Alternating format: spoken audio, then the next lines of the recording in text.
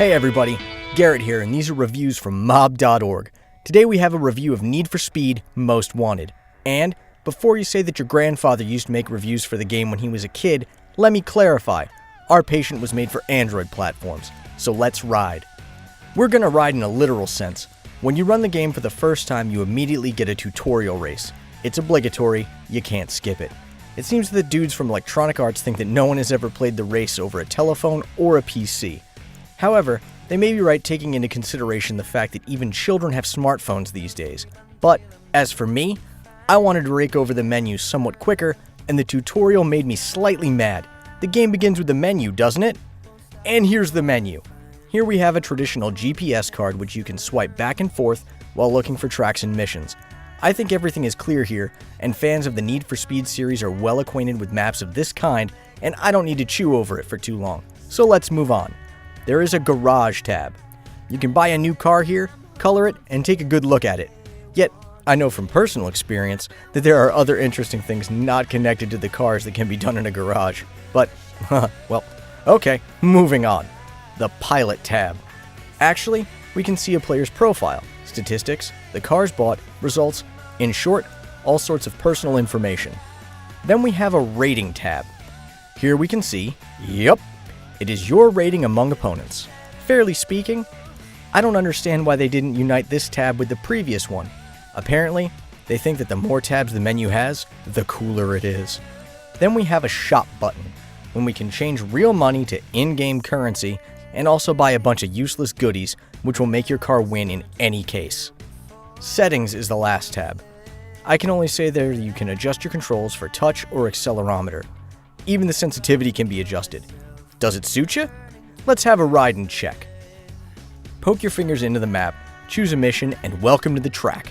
At the beginning of every race, we can see a kind of short trailer where the rushing car swings a camera with the flow of swishing air and street race effectiveness. And after that, they let us do a spot of driving, and it's pretty comfortable. The controls are quite friendly and they're well adjusted. In other words, if I run into something, it happens only because of my clumsiness, not because of the game. There are also two things that make the game a little bit more interesting.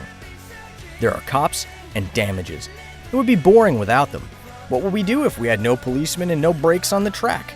By the way, about braking stuff. Models of car wrecks look rather nice.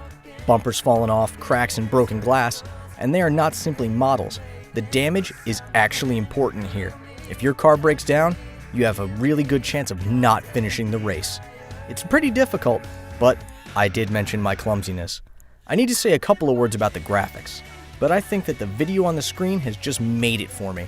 The graphics are good, everything is bright and colorful, and the textures seem to be pretty good too. Well, what else should I mention? The plot. The game has one, most likely. I don't know, I didn't notice. And who cares about the plot of Need for Speed? Well, we drive in order to drive. It is desirable to drive as fast as possible. That's the point. The music, though, it disappointed me. Setting the music against that from previous editions for PC, we didn't have music, but we had crap. On one hand, it's understandable. The game was made for kids to play in the classroom with their hands under the desk. In this position, the music is not really something to listen to. But on the other hand, Electronic Arts isn't a poor company and should have tried not to leave any weak points in the game. So, I had to turn on my own playlist as background music, because I don't want to listen to the miserable thing. But, tastes differ, and someone might like it. The game is optimized quite well, but still, they could have done it much better. It sometimes lags on my device, but in general, it doesn't interfere with gameplay, and you can put a pin on that. To sum up, the game's not bad. If you like races, don't hesitate and buy the game. It costs $5 and it's worth each one of them. Or, you can download it from our site. The link's down below, in the description. That's it for today. If you liked it, like it.